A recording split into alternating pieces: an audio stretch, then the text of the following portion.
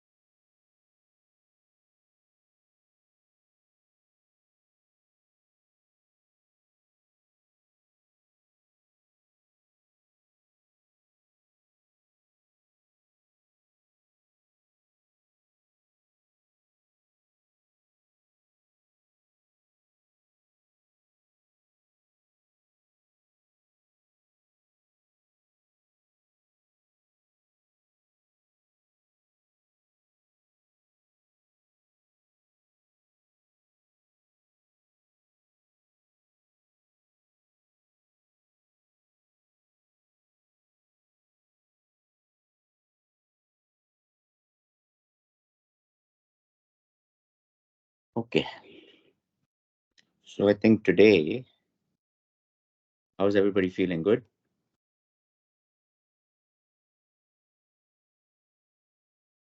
Okay, Great, Ashish. Great. right. So I think today we wanted to touch upon surrender. So I think Isha had, I think, circulated um, from last week's session, last 2 week session, the last session that we had, some questions on surrender. So I think this is a good, from the last two sessions, if you've seen it or if you attended, we talked about consciousness, we talked about mind, we talked about the notion of, um, this individual existence or I consciousness. And then, we end up, um, here called surrender. So what does it mean to all of you when you say surrender? Um, what does it mean? Can somebody go tell me what when they think about surrender or when they hear about in the scriptures or people talking that you should surrender, what does it mean to you guys? Anybody?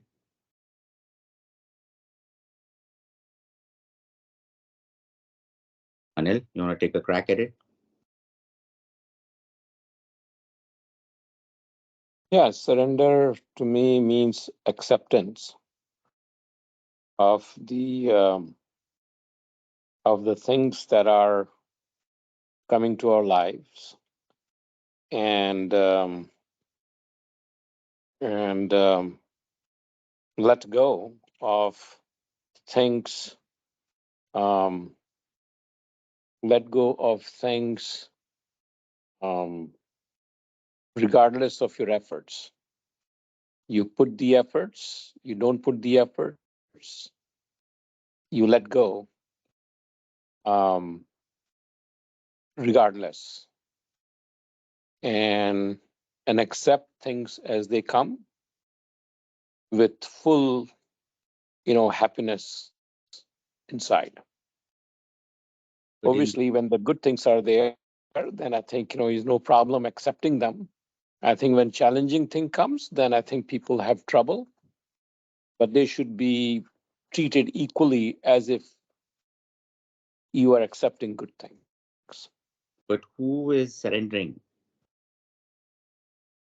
in this case, in your scenario, when you say that you let go of the outcomes of your actions and accept any outcome that comes?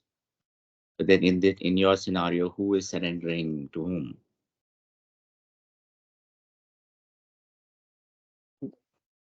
I'm surrendering to I, um, as a person who's actually making the effort, and one who's accepting the outcomes. That's the one I'm talking about. Okay, so in this case, um, is it safe to assume in your scenario that an individual entity called Anil is surrendering to a higher entity called God or X, Y, and Z. Is that correct? Yeah, correct. Okay. So what you're saying is, look, the individual is making all the efforts, is doing what they have to do, but you have now surrendered the outcome of that action to a higher power called God. Yeah. Correct. Okay. Anybody else?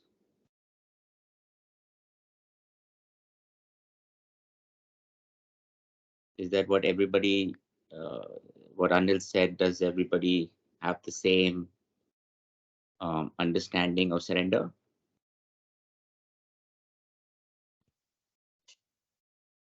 So Ashish bhai, surrender for me is something like, just do your task and leave the rest to God. That is what something to me is, surrender. Okay. And I mean, yeah, circumstances can differ, and obviously, people do get tense in negative things, but that is what my understanding of that term is. Okay. Okay. So something similar to what Anil was saying, right, Akhilesh? Yes, yeah. Yeah. Okay. Okay. Bob? In my understanding, surrenders portrays a weakness. For an ordinary person, when you say surrender, that means you giving up. I'm sure you have a better clarification or explanation for that. Obviously, it talks about a humility. Being surrender means you don't take or brag about what you have done. You surrender to God. I'm not very clear when you say surrender. Are you telling me that I will do everything and not expect a result or have no expectation whatsoever? Uh, Surrender in any practical sense, it connotes a weakness. I am giving up. Okay, I'm all yours. Do whatever you want to do. Okay. That's not Ashish, me. Okay. Ashish, Yeah. a slightly different view from. So, if we are a part of the cosmos, if we are a part of the cosmic energy, if we are a part of the consciousness, then there is nothing to surrender to. You are a part of that consciousness. You are a part of that cosmos. So, you don't have to surrender to anybody. If you are who you are, then you are God yourself. Okay. Good. All That's my right. view. Okay. And I think we have Pete as well. Pete, what do you think? In your opinion, when you in your experience or inwardly when you think, Pete, do you think what does surrender mean to you?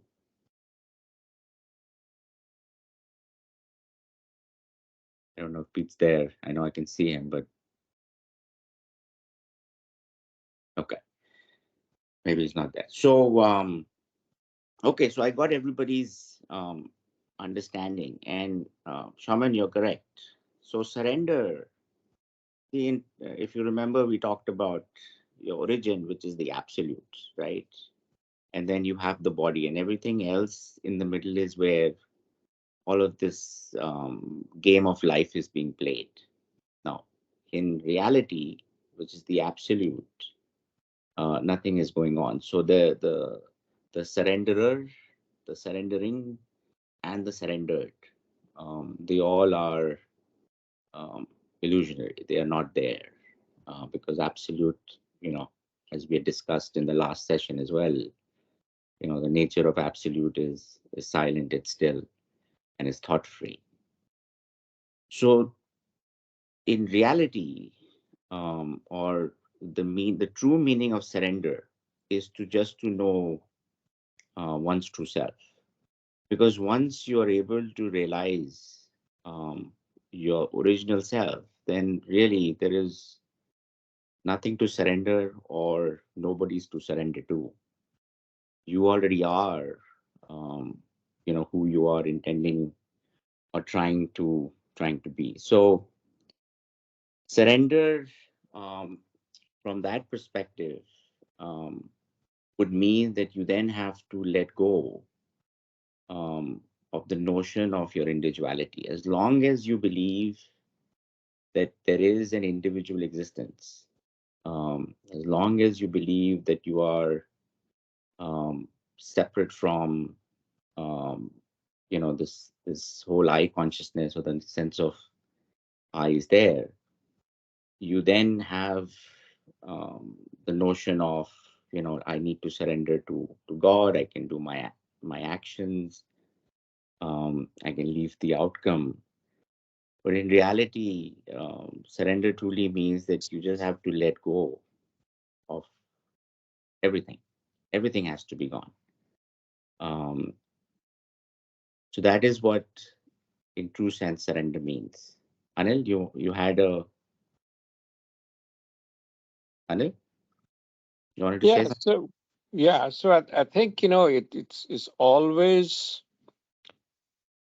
from what perspective you're coming at.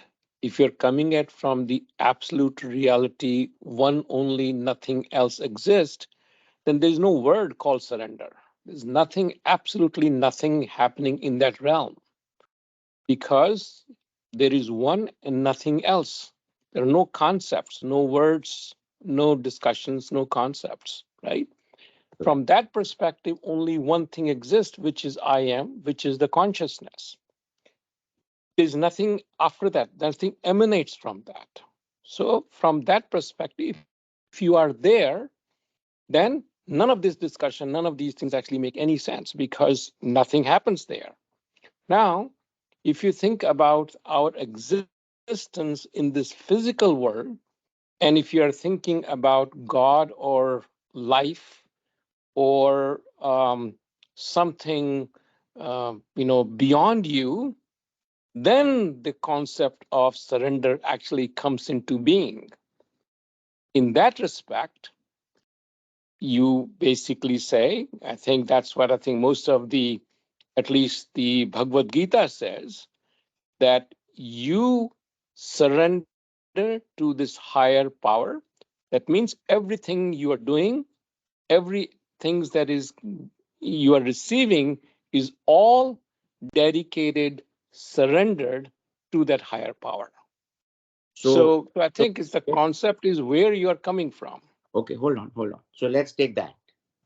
So when the Bhagavad Gita, so again, you have to, whenever you read or you analyze any of these scriptures, you must truly understand every word and meaning of it. So when you say that the Bhagavad Gita, it says that you surrender to a higher power.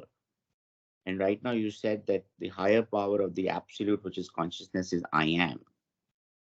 Then the practice of surrender is same as the practice of self-inquiry. Because you have to surrender everything to that I am. You have to keep remembering your original state of being, which is I am.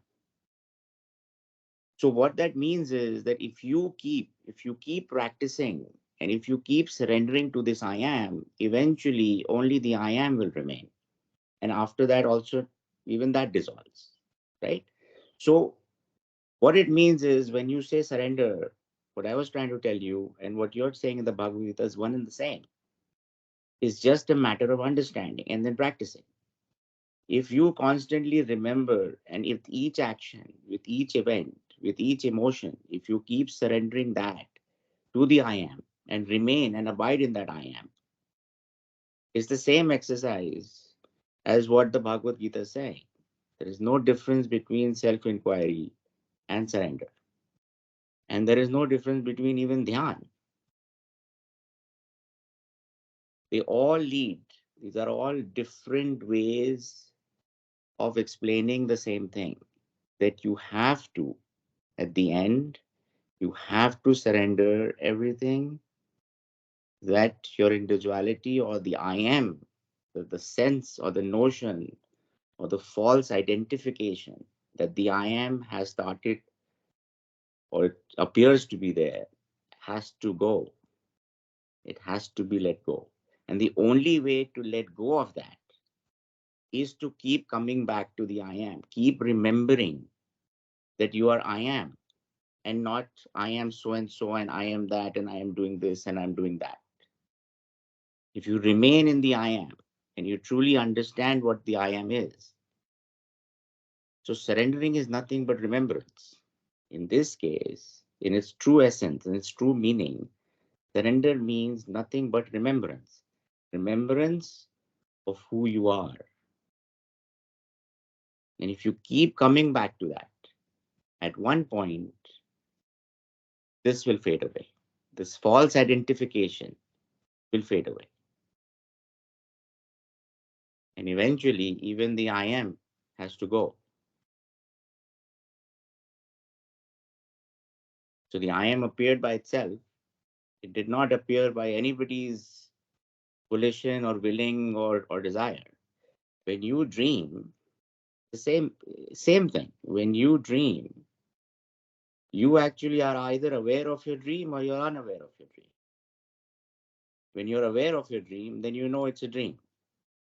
When you're unaware of your dream, you're identified with the dream. Then the dream itself appears to be reality. But there is somebody dreaming, which is the equivalent of your I am. It has appeared on its own. You don't go to bed tonight every night and say, okay, today I'm going to dream so and such and such. It just appears to be there. It just appears on its own. And when you wake up, it disappears. But there is something else that actually is the dreamer. You are just there at the back, which is provided the base for a dreamer to come up and dream something. Reality is the same way. This is what's happening here. Absolute is the base, is the, which provides the, what's the word I'm looking for? The activation of the dream. And then from there something appears to come up as the first is the I am. From I am starts, then I am that, I am so and so, I am so and so. Even individuality comes way later. First comes the I am. Absolute with conscious absolute equals I am. First aham. So surrendering to that is the only gateway. The way it has come on its own, it will disappear. So in this case, surrender in its true sense means to just remember who you are all the time. If you keep coming back to it, keep remembering, the more you remember, the more automatically you let go of your individuality or the notion of an individuality. But in reality, nothing is there, which is what you said. You actually said it correct, Anil. That there is only I am. That's what the Bhagavad Gita is saying. Surrender to me, which is the I am. There's nothing else but me. It's me who's forgotten myself. And now I'm trying to use these tools, these clues to find myself.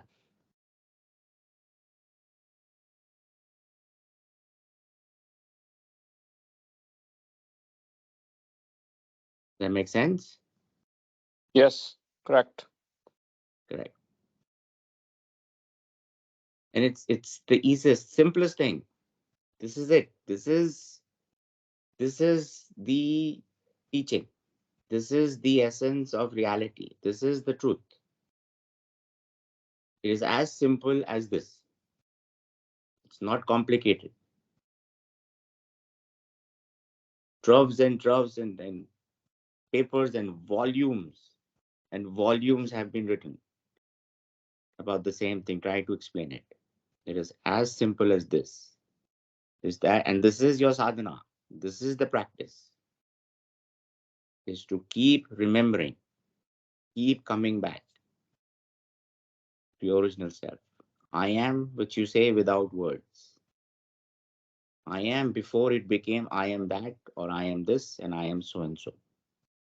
If you keep constantly remembering, surrender will start happening automatically.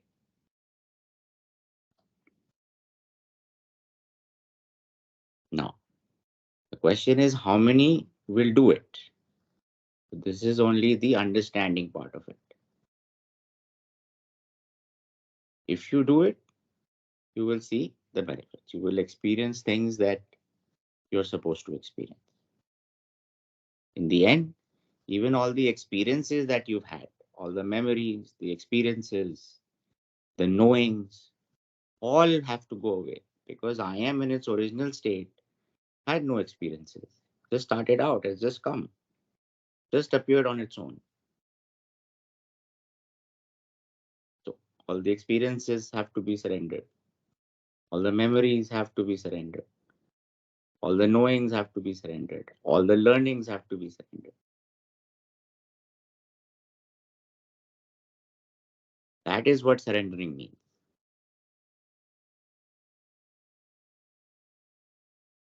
And it's only surrendering to yourself. Nobody else to surrender to. And it's not even an act. It's just to remember. If you remember, and the same self-inquiry and surrender, just two different words of the same practice.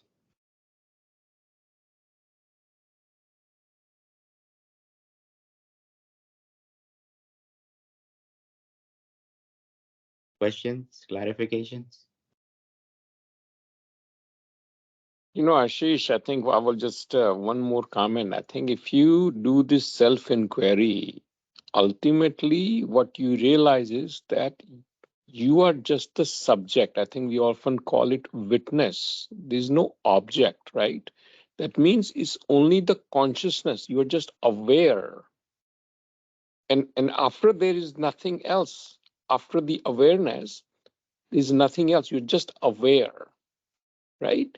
So that I think, and you, as you said, I think with practice, you start to realize that. Intellectually, we can read it, but if you practice, you will truly start to realize that you are just consciousness, you are just aware. There's absolutely nothing before that or after that. Now, the challenges become when these concepts come, like, surrender and bhakti and devotion, all those things.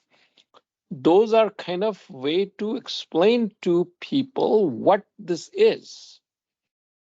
But I think if you really are, if you really want to know, then you are just the knower.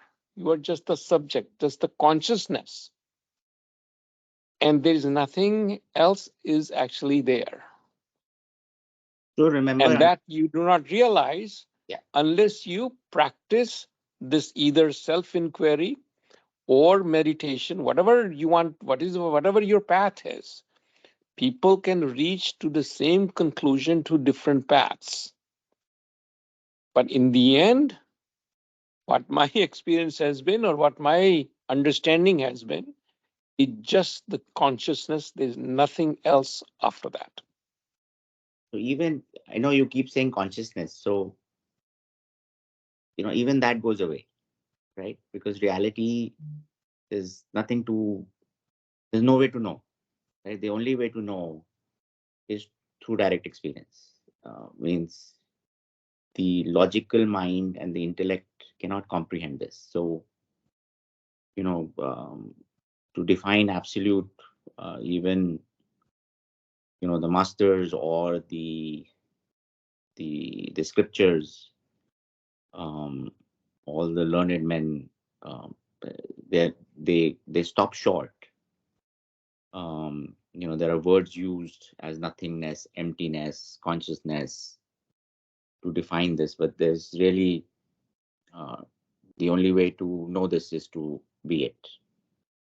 And the only way to be it is when everything is gone, right? So this is the absolute, where the closest explanation or definition is, it's silent, it's still and thoughtful. But silence could mean a lot of things to different people.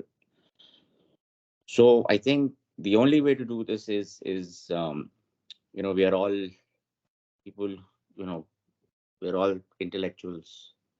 Everybody's got some, if you're in a human form, then you've been given the gift of intellect. And we're all scientific people, right? So we everybody likes to believe in science, which is again, modern science is another man-made design. But there are three ways of validation, right? What's the first validation in spiritual would be, somebody has, the scriptures have been written, and these have been written by people who have been presumed to have experienced something. So they have written volumes and volumes. So that's your first form of validation, right? Which I think is called smriti. Through memory, people have written down, and either they've heard it and written it down, or they've actually written experience and written down themselves. The second level of validation comes, if you've actually had the fortunate, if you've been fortunate enough to come into direct, um, you know, with a guru, with a master, or with a true master, where you've come into direct contact, and you have then listened to what he has experienced, he or she has experienced, and then you have had the faith to kind of assimilate and believe that. So that becomes kind of the second form of validation. But the most important form of validation, which we all know, is to kind of directly experience it. You believe in gravity because you experience gravity yourself. Um, you believe that the sun is hot because when the sun is bright and out and you're in the sun, you get burned. So it's hot. So the only way um, to truly understand or convert an intellect understanding into knowing is to become that very thing. And that only comes from sadhana, from practice. Now, where I also now see is that there are too many people talking about too many sadhanas, too many practices. So first, there is confusion because there is too much data now, as we call it, information out there, which in its own is voluminous. Then, on top of that, people have come and interpreted that information to suit their own ways, means, agendas, whatever you want to call it. So now there is more garbage put on top of this. And then people have taken that understanding and tried to create so many different practices out there called sadhanas that it has become very difficult to try and decipher and get on somewhere.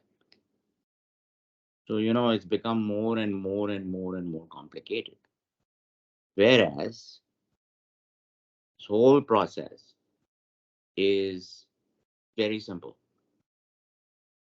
And if you move away from all of it, if you stop now reading, if you stop knowing, if you stop keep learning more and more and more, and you just take a simple practice of understanding who you are, taking that and just starting with faith to say, okay, I've now heard, this makes sense, this makes the simplest thing. I don't have to go through these hours and hours and hours of reading and writing and knowing and practicing, sitting in, somebody giving me some mantra, somebody telling me something else. But all I do is, in my free time, whatever time I have to start with, I constantly remember what my starting point was. If I begin to take half an hour in my day and start by introspecting within, where am I coming from? Where is all this coming from? What is going on? Where is this, happening? Then what happens is that um, you start the actual sadhana. Everything else, Manna used to say, is all auxiliary. And now, by practicing over the last 8, 10 years and going through it, my understanding and my experience is that's correct. Everything is absolute. The simplest thing makes the most logical sense. And the beauty of this whole thing is in the simplicity of it. If you can just remember constantly, as much as you can, start by half an hour, start by, it will increase, because the more you will remember, the more it will increase automatically. This whole outward motion will start becoming more inward motion. And that's all there has to be done. Nothing more. I know it's people probably will, and this is what was a big struggle for Nisra Datta Maharaj as well, because he said, look, what I'm teaching you is crude and simple. And people will look at me and say, you know, what nonsense. How can it be so simple? Right? Because people have started to believe that if it's not complicated, if it's not expensive, then it can't be the truth. It can't be real. And people have to get away from that. You have to get away from everything that you have learned, everything that you know, everything that you think you know, everything that you think you've experienced. It all has to go out of the window. And that is what surrendering would mean at the end. When you understand this, surrendering would just be mean that you just let go of everything, because it's all imaginary and make believe. So you can continue, if you want, you can continue to imagine all you want, and imagination can continue, like even when you sit today, you can keep imagining whatever you want to imagine. Doesn't it? It doesn't make it real. So life is the same way. It's just imaginations after imaginations after imagination. And surrendering basically means that you have to stop imagining. You just have to be. It's as simple as that, guys. Not complicated. It's as easy as that. Self-realization is here, now, always on. There's nothing to be achieved or attained. Nothing. It's here, this very moment.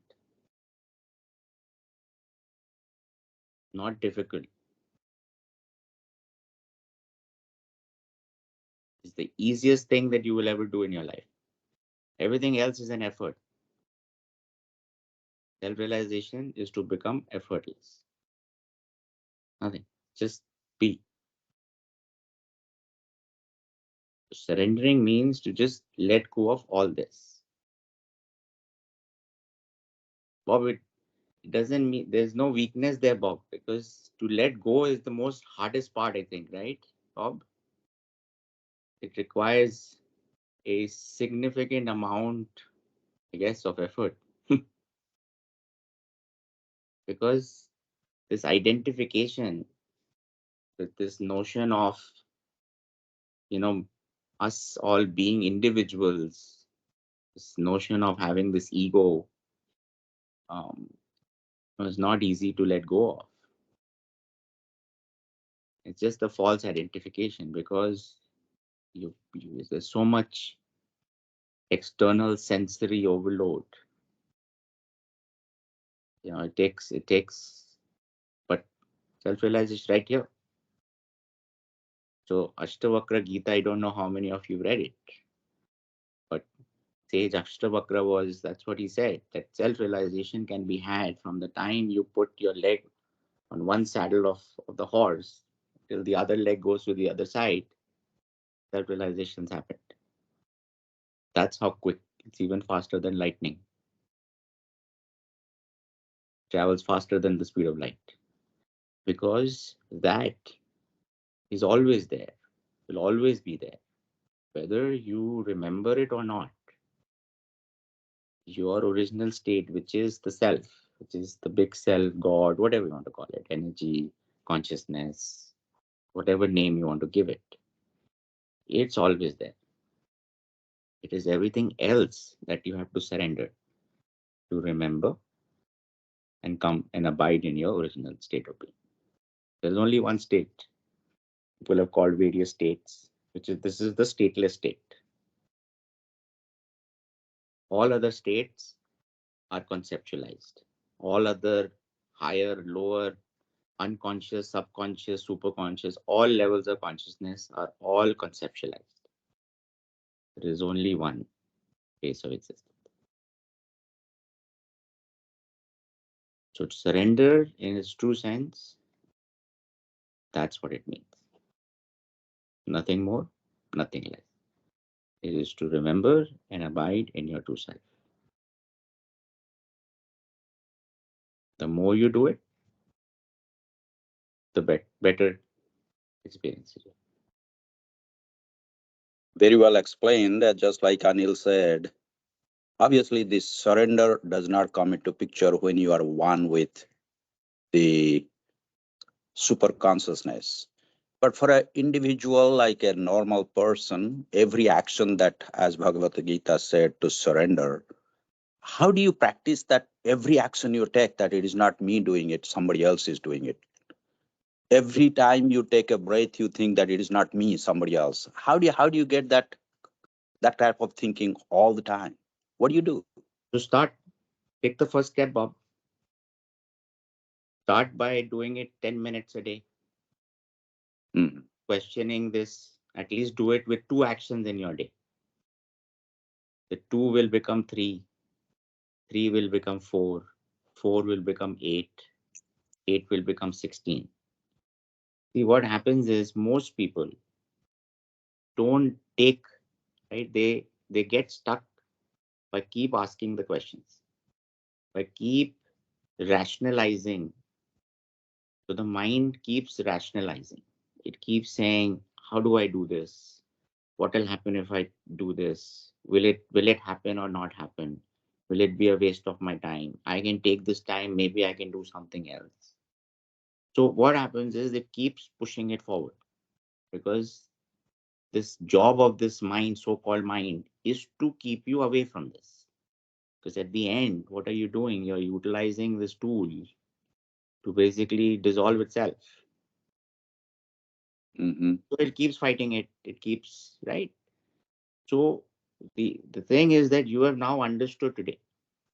The important part of all of these satsangs is not to just come and listen to me, because I can only tell you this in so many different ways and for only so many different times.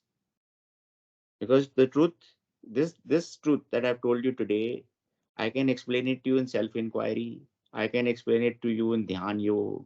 I can explain it to you in Karam Yoga. But it will all ends up and comes to the same thing. Because the truth is very simple. It says it's non-dual, because the truth by its very definition cannot be dual. It cannot mean different things for different people. The truth is very simple, that your original state of being, which is absolute, which is, you call it Parabrahman, whatever you want to call it, there is nothing going on.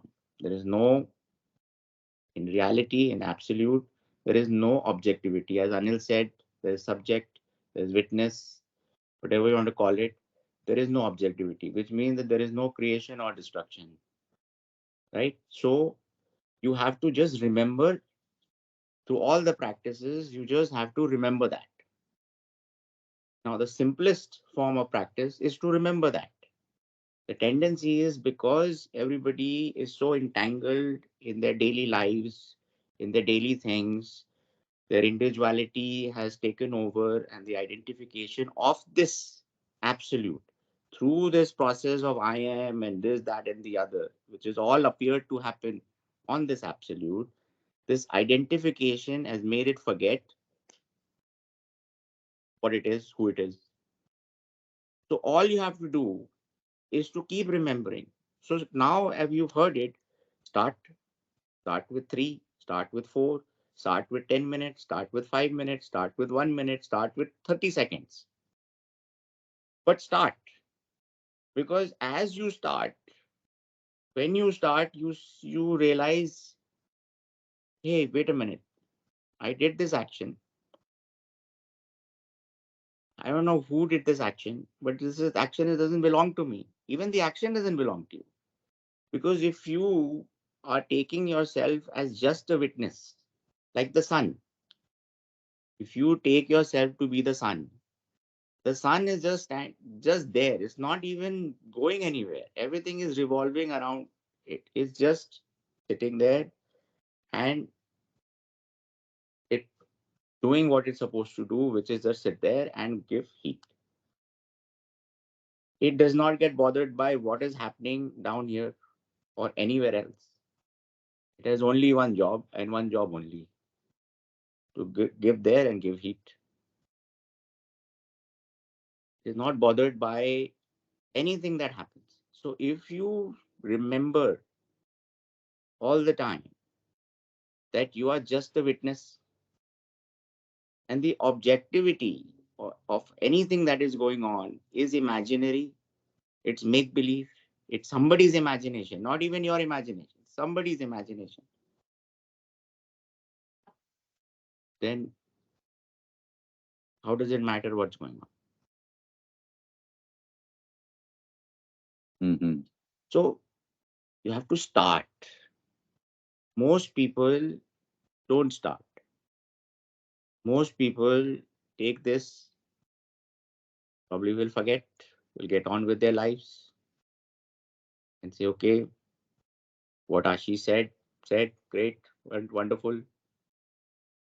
But I can't help you with making you experience this. Mm-hmm. Awakening is yours. You have to awaken. You're sleeping. And that you is not the individuality. Because the individuality, that individual Bob Parida, who has been given a name, has no locus standi in the matter. When I say you have to wake up, is the self, is the main self, Mm-hmm. because that is the only thing that exists. Mm-hmm. If you Mm-hmm. God has to wake up. You have to believe you are God. You have to wake up. The God has to wake up, not the individual. Individual is not there. So moment you start, you if you constantly believe that I am the individual, the first belief that has to go is that you're not the individual. The individuality or the individual has no substantial existence, does not exist. It's like that character, not the actor. It's the character in the movie. In Sholay, Amitabh Bachchan played the character of Vijay. Bob Parida is equivalent to Vijay. So Vijay is just a name, no locus standi in any matter. It cannot do anything, cannot try to do anything. You have to first start believing that you are the absolute. I am. Starting point is I am. So with everything, you have to keep coming back to I am. You have to abide in I am. You have to keep remembering I am. Not by giving up, I am so and so. I did so and so. I am here. I am that. I am this. I am that has to go. What will remain is I am. Then, just the way the I am had appeared, when it has no more identification left to do, the I am itself says nothing left to do. So, it as it had appeared, it disappears on its own. Can I say something, Ashish, here? Yes, of course. The other way to think about this, Bob, is like, one other kind of important thing is that I am is constant, is permanent. And you can prove it through mind also. Everything else is temporary, right? They're transient. So say I am upset. You will realize that I am upset you may be now, but 2 hours later you may not be. But the I am will still be there. I am suffering. Suffering is transient. It may be there for a few weeks, few days, it'll go away. But I am still the same. Everything that you see, objects, feelings, thoughts, everything appear and disappear in I am.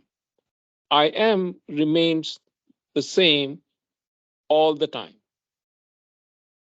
So, so that's another way of kind of thinking about that. What exists is only I am, and you can feel it, you can see it, you can experience it. I am. Everything else appears and disappears in that constant thing. That's why this whole thing is just the consciousness. Everything else appears and disappears on a transient fashion in that constant permanent state, which who we truly are. So, Anil, only one clarification here for you, also for you, is that even the I am is transient. So remember that even the I am has to go. So you say I am Brahman, Aham Brahmasmi, right? But people define absolute as Para Brahman. So eventually the I am which has arisen, has appeared, eventually will also dissolve. So just remember that. But I am is the only gateway, because that is what it appeared. When I am appears on the absolute, the world appears. When I am disappears, the world disappears. So just a small clarification for you as well, Anil, that eventually even the I am dissolves. Nothing is there. Nothing is there. In absolute, nothing there. Because in order for I am to be valid, that means there is something else still witnessing that I am. That's why you can proclaim I am. So you are ultimately the witness and only the witness. Nothing you're witnessing. Just the experience itself remains. The experiencer is not there. That is correct. That's what I meant. When you have say No, consciousness, that's what I'm saying. That I think there's no I am as entity. What I'm saying is the consciousness is the only thing. no, I'm even equating that. again, yeah, Yeah.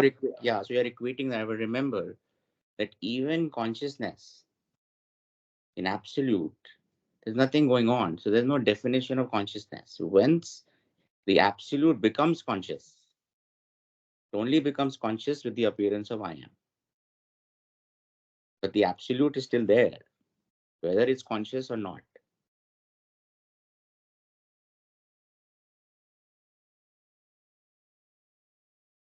Absolute is always there. Whether it is conscious or not is irrelevant. It's there. And then my thinking, Ashish, is that I am the consciousness and the absolute is the same. Yes. So that's what I'm saying is that till you get there, so get there first.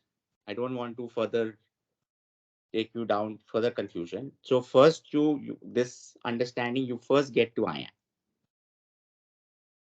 Get to that point. Then we'll go beyond that.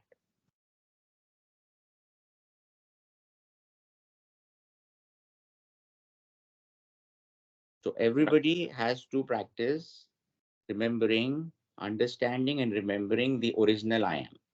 The I am without words, the starting point, as it has appeared, and stay there. With everything, try and stay there as long as you can during your day. The more you stay there, the more things appear or start to disappear. Reality begins to appear.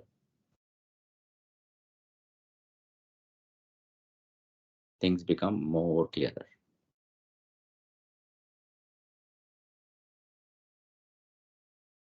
That's it, it's as easy as that, guys.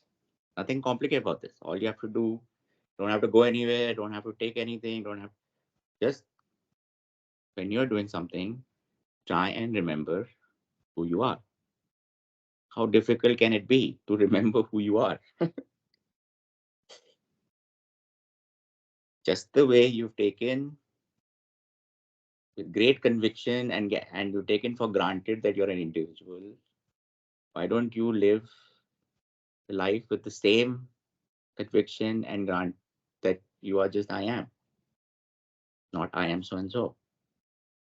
That's all you have to do. You don't question your individuality, right? You just taken it for granted. So same way, just take this for granted and try this. Try it for 30 days.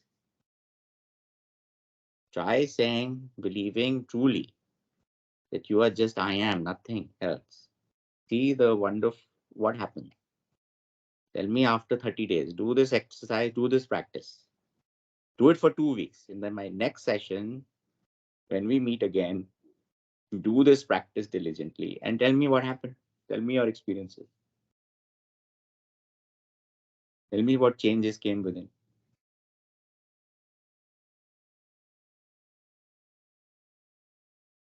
Okay. Good. Should we? It's 11:30.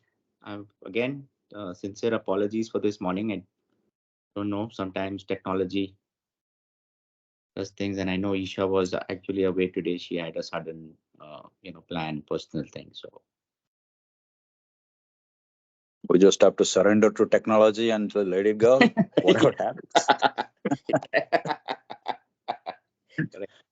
it's all It's all imaginary, action. Bob. Correct. Bob is Very nicely explained. Thank you, guys. Thank you. Wonderful. Thank you, Okay. Anil. All right. Thank you. Thank Super. you. Yeah, bye. Thank you, everybody. Yeah.